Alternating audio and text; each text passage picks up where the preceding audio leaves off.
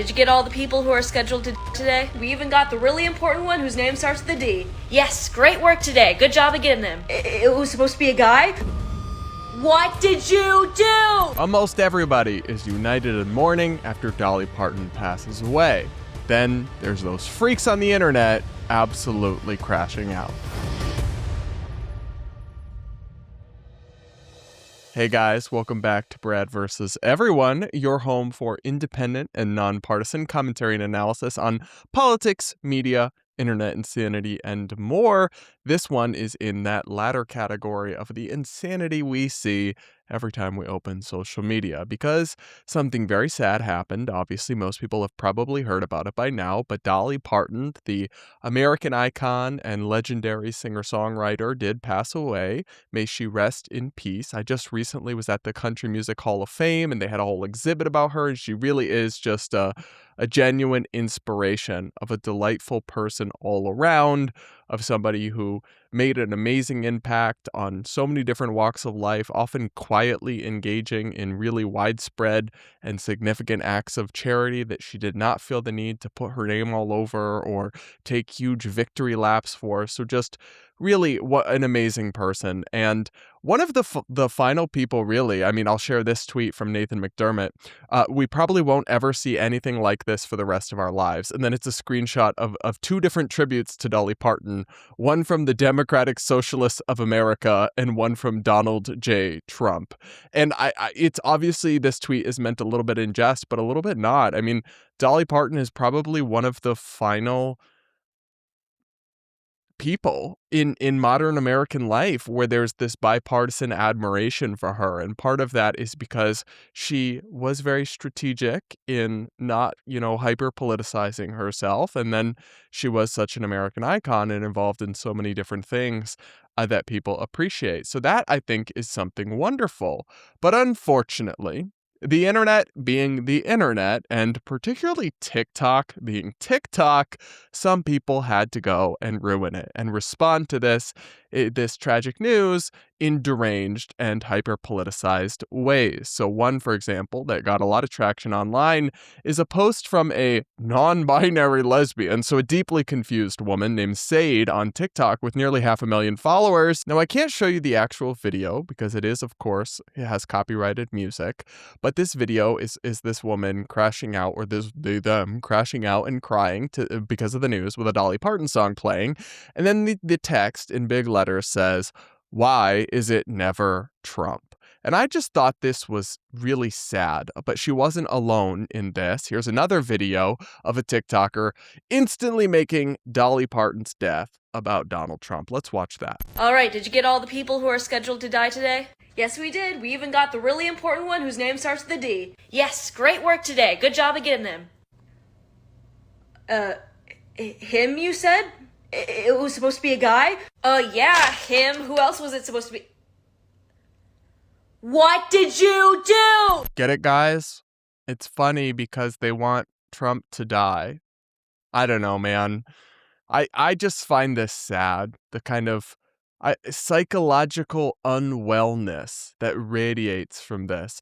So these people claim to have admired Dolly Parton, and they also claim to be feminists. And then instantly, what they do when Dolly Parton passes away is make it about a man and center Donald Trump instead, rather than make videos talking about the legacy of Dolly Parton, the things they admire or think are wonderful about her, or just literally anything that's actually about her. They instead immediately start fantasizing psychologically over Donald Trump's death. And therefore, immediately, I mean, these TikToks are viral and have hundreds of thousands of likes, make it about Trump and not about Dolly Parton.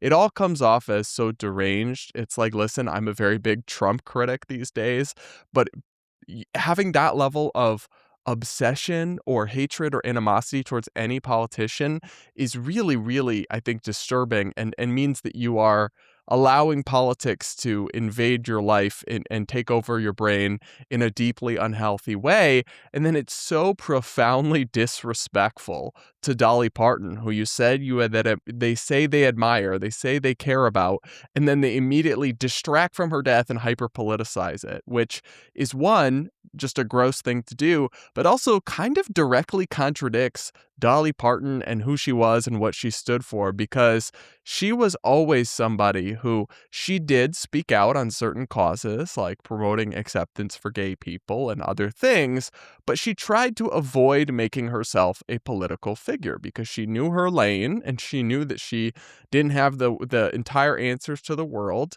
and she tried to be a unifying force in culture and entertainment that people could connect to and relate to, and not, hyper polarize yourself and make yourself just outspoken. So if you or your child spent years growing up on social media and experienced serious mental health issues, you should hear this. Recently, a jury ordered Meta and YouTube to pay millions for their role in designing and promoting addictive platforms. They knew their apps could contribute to anxiety, depression, and body image issues, but did not share those risks while prioritizing profits. The recent historic verdict underscores the consequences of those decisions. Now, Morgan & Morgan is stepping up to hold these platforms accountable for the harm they caused. Click the link in my bio to take a short quiz, as you may be entitled to a potential recovery of over $1,000. Now back to the show. I want to read you a great example of that from Fox News. Dolly Parton spent decades refusing to pick political sides, turning down the Presidential Medal of Freedom twice under Trump and once under Biden because she didn't want to be seen as partisan. The country music icon, who died Tuesday at 80, built her legacy on a principle most entertainers abandoned long ago: loving her audience more than any political cause. Quote, "I learned a long time ago, keep your damn mouth shut if you want to stay in show business," Parton once told ABC. "I'm not in politics, I'm an entertainer." And listen, I as somebody who gets very frustrated with celebrities and entertainers thinking they have the world's biggest problems figured out and that they are somehow, people with profound political insight, I appreciate this sentiment because it comes down to humility, a bit of intellectual humility, to understand what you are and are not special at. Right? Dolly Parton or LeBron James or any of these people have unique talents and gifts to the world, but those talents and gifts aren't geopolitics or economic understanding or any of these things.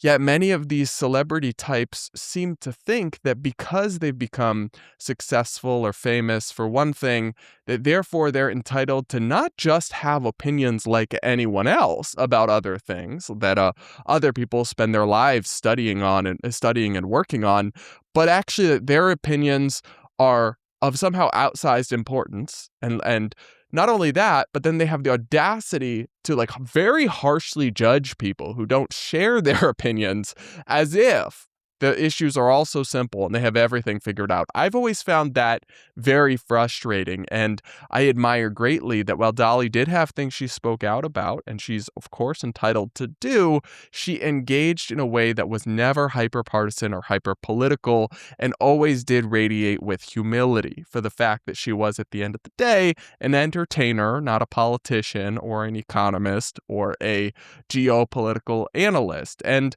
that is something I think modern celebrities, who have only become more and more unpopular in recent years, just as a class of people in American life, could probably learn from. Yet it also makes these people who are trying to politicize her death or instantly make it about Donald Trump look even more ridiculous and absurd, because that's always deranged to do, but it's particularly crazy to do about Dolly Parton, who was very explicitly not somebody who tried to engage in the politicization of entertainment in her career and life. So shame on these people. I will say, I've also seen some people be like, yeah, Dolly Parton was amazing and did so much good for the world and was even a supporter of LGBTQ and all this stuff. But did she ever speak out about Palestine? It's like, the endless purity tests and grievances and obsession with politics and injecting it into everything. It's like, can we just have nice things? Can we not do this about every single thing under the sun? It is exhausting. Many of these people desperately need to touch grass. And I will say, though, that it's been nice to see everybody from the Trump administration honoring Dolly Parton to even like far leftists. Maybe, just maybe, there's still a little bit of unity left in American life, and there's a few things we can still agree on. But if anything, I do fear that this might be one of the last times that happens in at least the foreseeable future. I struggle to think of another figure in American life who remains so universally beloved and admired across political and cultural and ideological and geographical divides like this. And none immediately come to mind. Let me know in the comments if you can think of one. But Dolly Parton was kind of a holdout, and she will be missed on many levels. But I take solace in the fact that while these delusional people on the internet are unfortunately getting a lot of traction on some of their content, I think they do represent a very small minority of the reaction to Dolly Parton's passing. So my heart goes out to her and her family. And yeah, that's the crazy story from TikTok, where anytime there's something happening in the world, if you want to find a delusional take on it, you just have to look at what's trending on TikTok. What an accursed app it actually is. Anyway, guys, let me know what you think about all of this in the comments below. Make sure you're subscribed to the channel. If you aren't yet, do hit that like button and consider becoming a channel member to support my work. I call out the far left and far right, and I try to provide a somewhat moderate, somewhat sane, and independent voice in these times, which is unfortunately not always the best business model. So if you're able to support me, do hit the join button and go ahead and check out that survey from Morgan & Morgan. That'll help me out, and you could qualify for over $1,000 in recovery.